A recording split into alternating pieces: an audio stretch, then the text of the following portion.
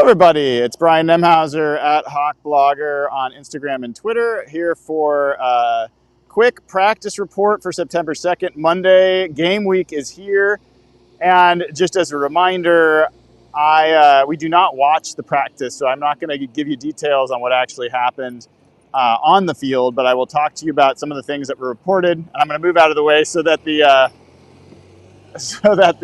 lawn crew does not run over me or I don't get in their way. I also want to say, if you're noticing that the camera is a little wobbly, sorry, I forgot my gimbal attachment, so you're just going to have to deal with a little bit of wobbles. Sorry, Bobby, I know Detail Oriented gifted that to me, and I treasure it, but forgot it for today, so I'll fix that for later dates. Reported ahead of practice by Bob Condata, by Greg Bell, by Brady Henderson, by Masvidal Moreira. Some guys were on the practice field, so that's something I think I can share since it was already shared by others. Jerome Baker was on the practice field. Draymond Jones was on the practice field. Rayshawn Jenkins was on the practice field. Those are all big names to be back on the practice field for the Seahawks. Tyler Lockett was on the practice field and spoke to us afterwards in a press conference, so he's doing well. I am looking over it. It's the most adorable thing. I think I could show this to you guys. There's these two dogs chasing after. Well, you probably can't see it in the distance, but they're part of the grounds crew, and they are adorable, man. They love it here, running up and down after the groundskeeper as he's mowing the field after practice. Anyway, so some good news there, especially the Rayshawn Jenkins piece. Great to see him back on the field. And as I was saying, Tyler Lockett did a press conference, so obviously he's practicing, and he said in the press conference that he plans to play. So, good news all around there. Also got our first look at Jarran Hall, the new quarterback that they signed to the practice squad from Minnesota. So good to see him. He was wearing the throwback with the silver helmet. I posted a little picture of that on Twitter if you want to check that out. I'll try to get a better view of the dogs for you. Here they are, here's one of them running back with the groundskeeper. It's pretty cute, man. Sorry to be distracted, but as far as what we learned in the press conference, Jarran Reed spoke to the press. He talked about that. It's a good room. They feel good about the mixture of experience and youth that they've got on the team. He talked about that they're ready for the season to get going. That they feel really good about where they are. They feel good about what's possible with this defense. I'll have to go back and see if there's anything that I thought really qualified as meaningful, news there. Nothing that really jumped out to me. He did talk about how Jonathan Hankins is going to be able to help. I asked him about the run defense, knowing that the Broncos have a pretty solid run game, and that run defense was a problem for them last year. Jarran said that they're aware of it, and they're ready, and they think they're going to be pretty stout up front.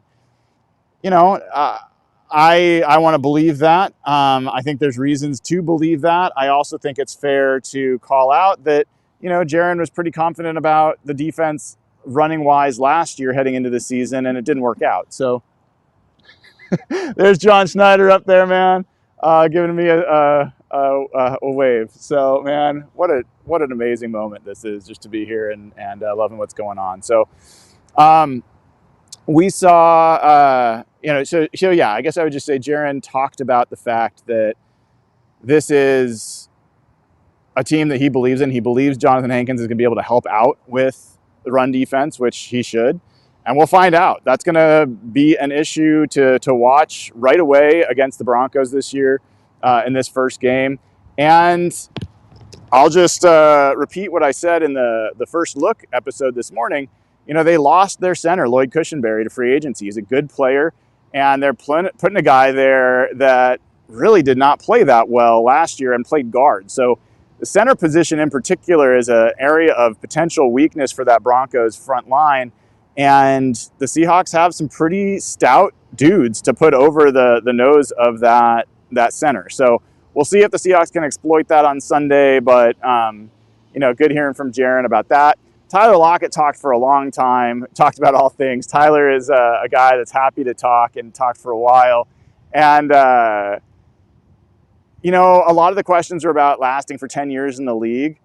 I got to admit, I think that sells him short a little bit, spending time there. I don't think Tyler Lockett is just a 10-year vet, and it's like, how did you last that long? I'm not sending shade at anyone for asking about it, but I'm a little less interested in that. And I think part of what I'm curious about is there's a narrative, true or not, that Tyler took a step back last year because of age.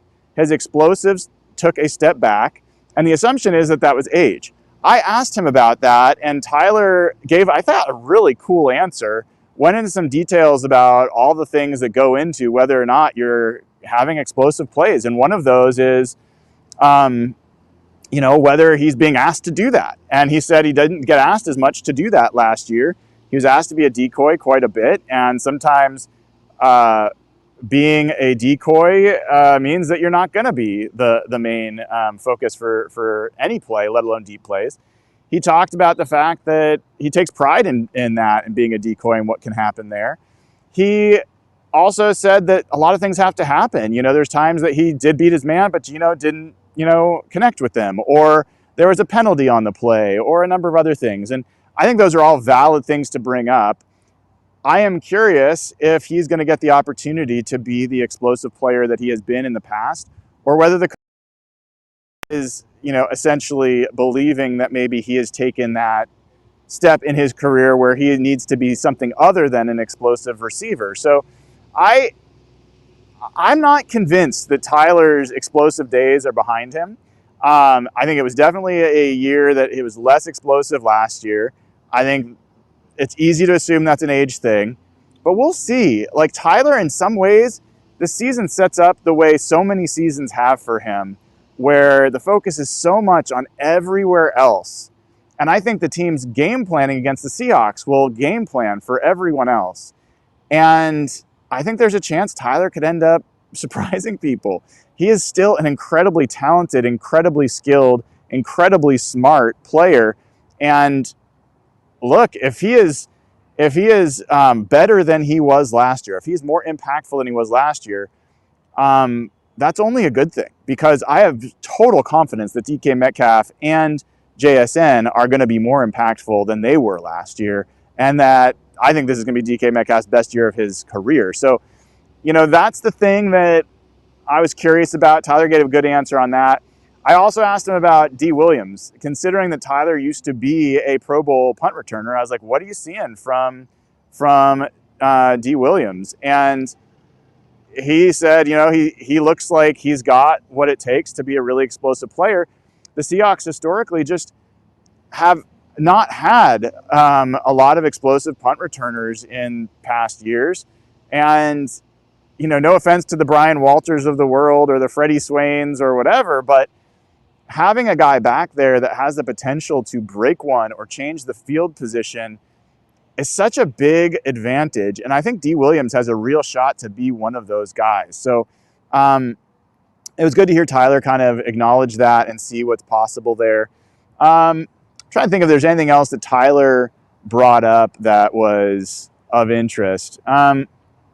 I think those were the highlights, folks. The week is just getting underway. The players are off tomorrow, so we won't be here tomorrow. Wednesday, we will start getting into the real week. We'll get, I think, we'll talk to Grubb, we'll talk to Dirty, we'll talk to some players. We'll get the practice report, the first injury report. So keep an eye out for that.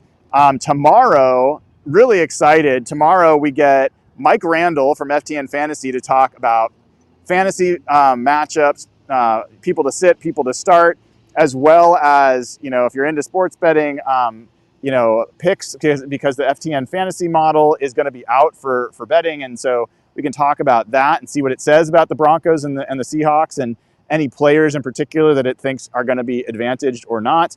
And then after, so that's at 8 a.m. And I'm doing this as a little bit of an odd thing, but I'm doing 2 separate episodes. So that'll go from 8 a.m. till either 8:45 or 9. And then at 9 a.m., I welcome in Robert Mays of The Athletic for his first appearance for the season, brought to you by Pagliacci Pizza. I always am going to get that wrong, but I have to get it right since we are partners in this. But Pagliacci Pizza is bringing Robert Mays as a guest on a weekly basis. So I will talk to Robert tomorrow at 9 a.m. It's going to be fantastic to have him each and every week as we talk about what's going on in the NFL, what's going on with the Seahawks. I have some good topics to cover with him tomorrow, so make sure you tune in for both episodes, essentially, of Hawk Blogger Mornings tomorrow. I'm still working to secure Wednesday's guest, and I think should be a really cool person that's a Broncos insider. We'll talk about what's going on there.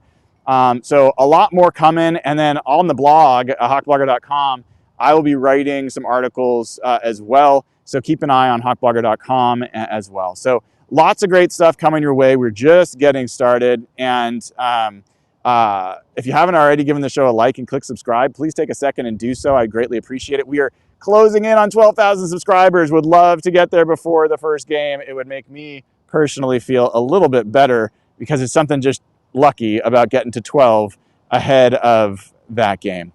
All right, everybody, thanks for tuning in. Great to see you all. I will see you all tomorrow. Hope you had a great Labor Day weekend. I'm Brian Nemhauser. You can find me on Twitter and Instagram at HawkBlogger.